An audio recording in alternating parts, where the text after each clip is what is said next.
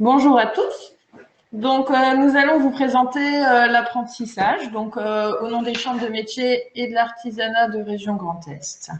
Donc, nous allons aborder des points essentiels, tels les diplômes et filières de formation. Nous allons aussi voir qu'est-ce que l'apprentissage exactement, comment on y accède, les conditions d'accès, la partie centre de formation, CFA, UFA, et la partie formation en entreprise.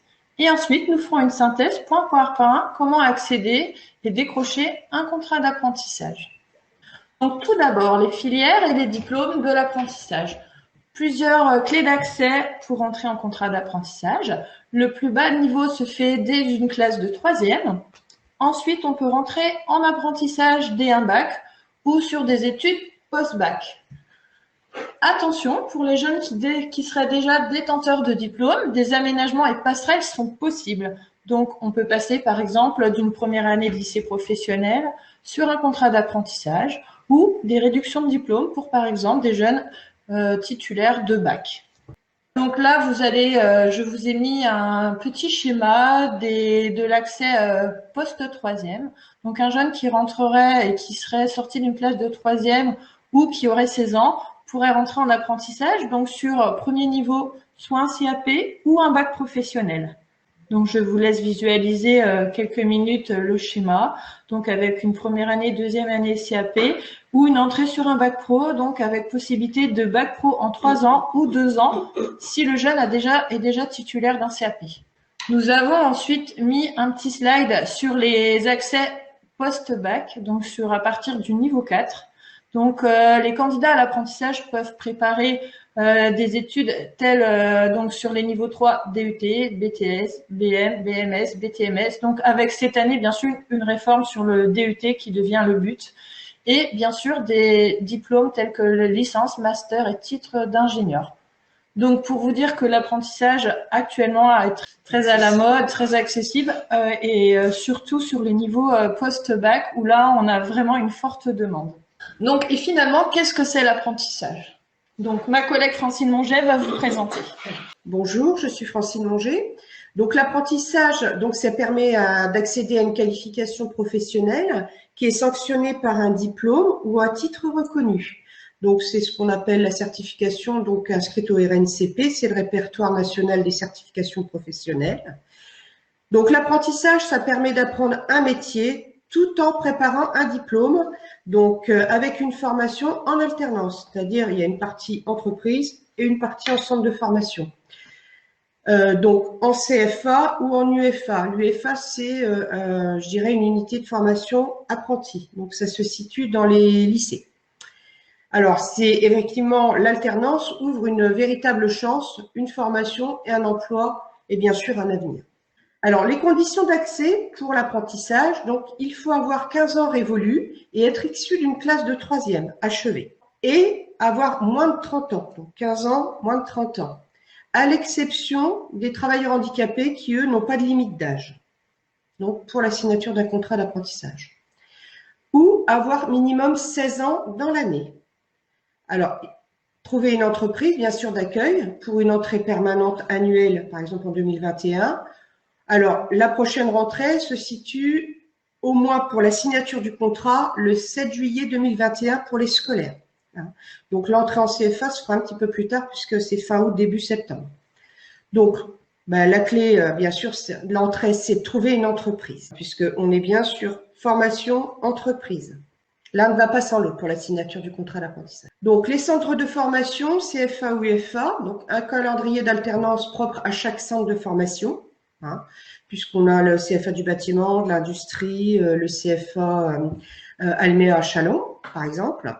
Alors, donc, qui vont dispenser un enseignement professionnel et général, un suivi également plus individualisé par des évaluations tout au cours de la formation, le carnet d'apprentissage dématérialisé, puisque tout se fait sur informatique, une visite du CFA en entreprise au début de votre formation, c'est-à-dire que le CFA va aller rencontrer l'entreprise chez qui vous avez signé votre contrat pour mettre effectivement se caler sur la pédagogie que l'entreprise doit vous apporter tout au long de cette formation.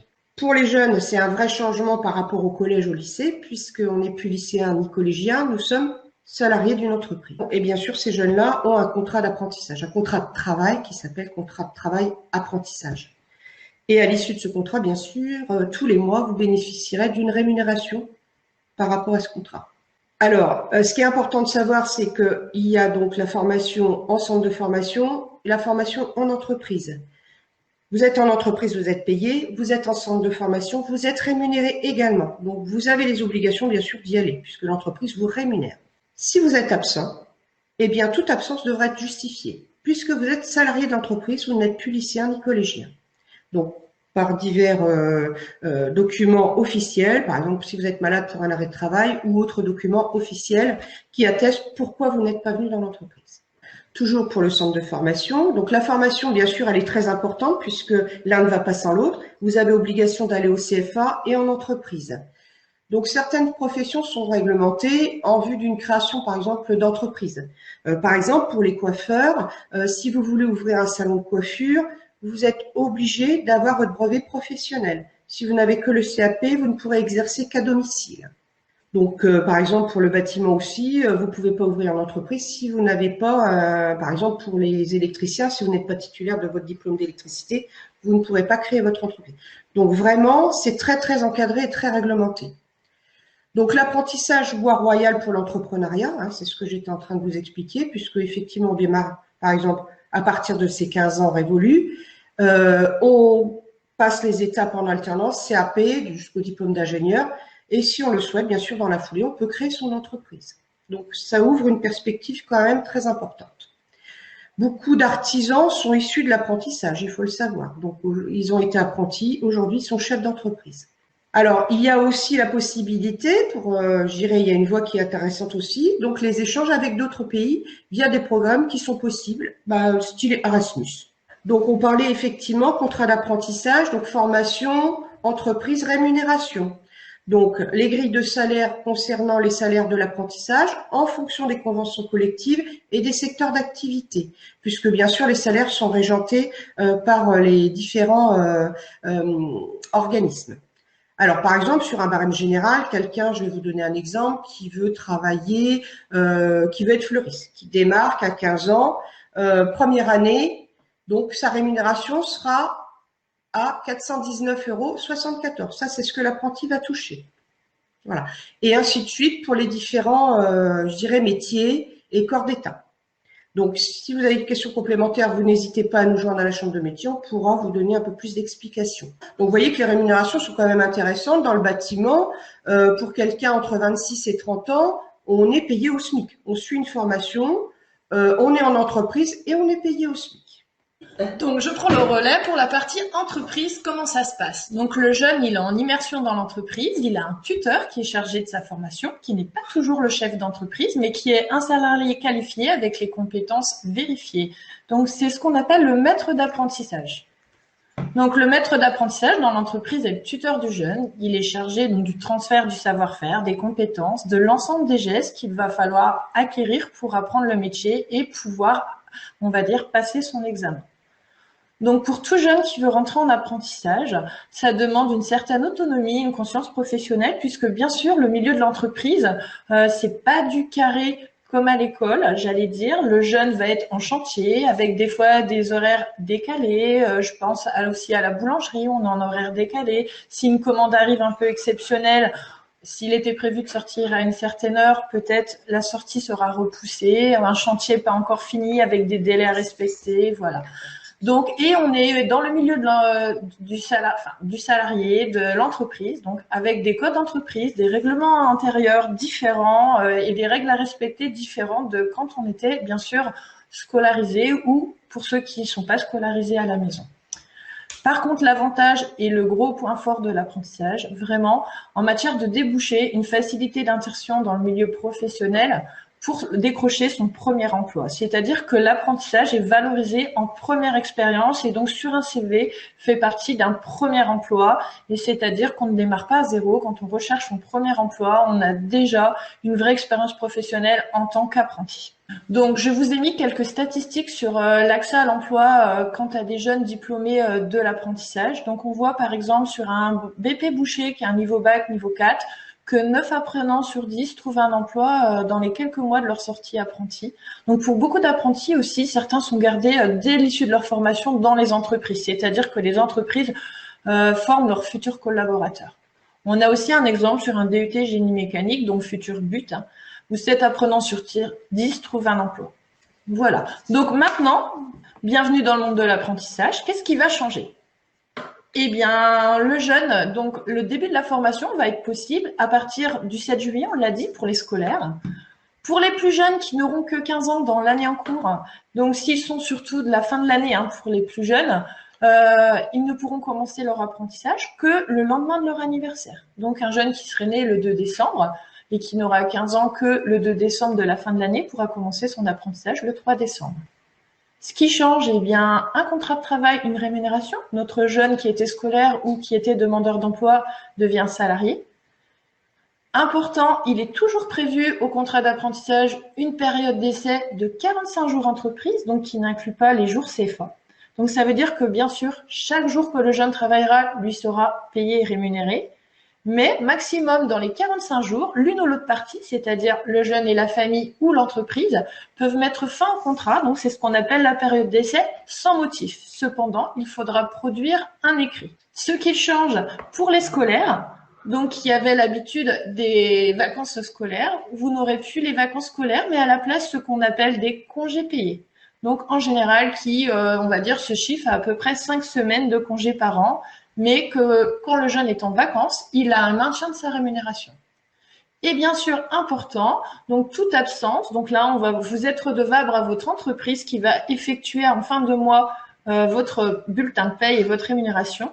Donc, vous devez justifier chaque absence. Donc, par soit un arrêt de travail, par exemple, pour un jeune qui serait malade, donc qui a à produire, on va dire, dans la journée et qui doit avertir son employeur. Nous avons abordé les points essentiels pour l'apprentissage.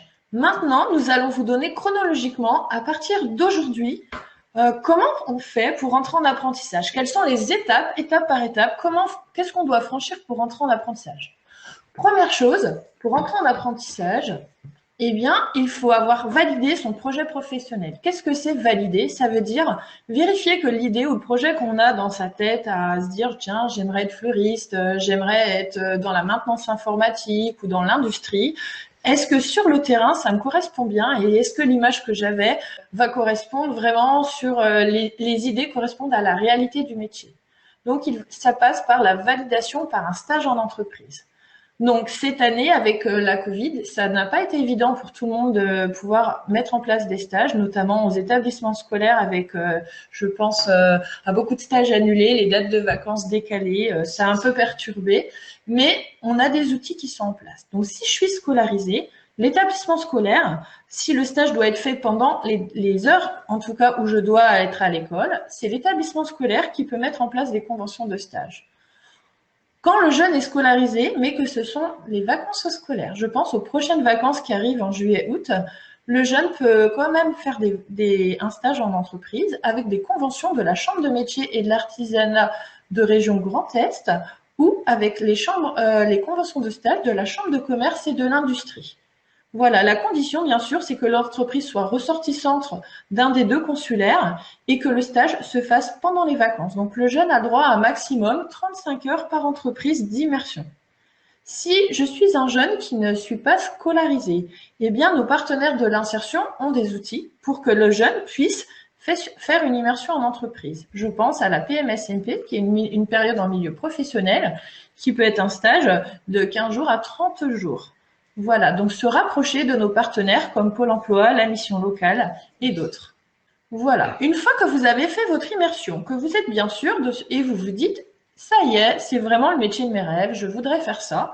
Petite étape qui ne concerne que les post-bac. Pour les études post-bac, ne pas oublier de faire son inscription sur Parcoursup. Normalement, elle aurait dû être faite. Là, j'ai repris les quelques délais de cette année. Il y a une procédure de recours qui a lieu. Donc, pour cela, il faut se rapprocher des établissements scolaires et j'allais dire ou du CIO. Donc ça ne concerne pas tous les jeunes qui veulent faire du CAP ou du bac pro. Ça ne concerne que les études post-bac. Ne pas oublier aussi que certains centres de formation fonctionnent en dehors du Parcoursup. C'est-à-dire qu'il est possible encore d'y rentrer. Je pense au CFA de l'industrie et à d'autres CFA qui acceptent encore des candidatures en dehors du Parcoursup. Pour les autres, donc pour l'ensemble des candidats à l'apprentissage, une fois que le stage est fait, on va mettre en place ces outils de recherche d'apprentissage. Donc, ça consiste à élaborer un CV, une lettre de motivation et bien sûr à se préparer à l'entretien. Étape vraiment importante pour décrocher un apprentissage. L'objectif, c'est de se vendre, de convaincre. Pour cela, pour mettre en place son CV, je sais que beaucoup de jeunes, pour les plus jeunes, je parle surtout là au niveau des troisièmes et notamment ceux qui sont aussi en seconde, première, souvent on a un retour des parents et des familles qui nous disent « oui, mais faire un CV à cet âge-là, c'est compliqué ». N'oublions pas qu'un coaching est possible et une aide auprès de la chambre de métier, en tout cas de région Grand Est, mais aussi pour tous les autres auprès des candidats, des partenaires de l'insertion. Ensuite, une fois qu'on a ces armes, qu'on est armé, le CV lettre, il va falloir aller prospecter les entreprises. Donc pour cela, comment s'adapter, comment aller prospecter, toute la méthodologie, ne pas hésiter à se rapprocher des chambres de métier, ne pas hésiter de se rapprocher de son conseiller mission locale, Pôle emploi.